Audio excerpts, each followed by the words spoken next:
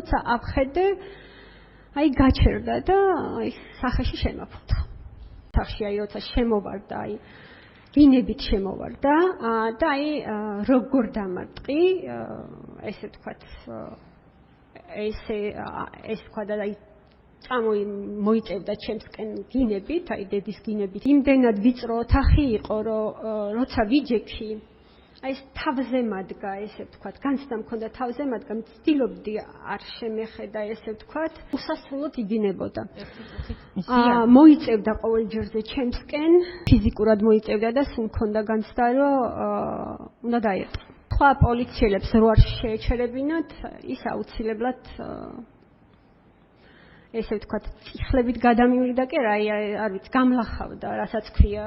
ისე ახლოს მოვიდა ეს რაღაც დივანზე რო ვიჯექი ფეხები, ისე ახლოს მოვიდა და რო ავხედე, ესე ვთქვათ რა, რო ავხედე, რომ ხო რა, მივხვდი რომ უნდა დამარტყეს და როცა ავხედე, აი გაჩერდა და აი სახეში შემაფუთა.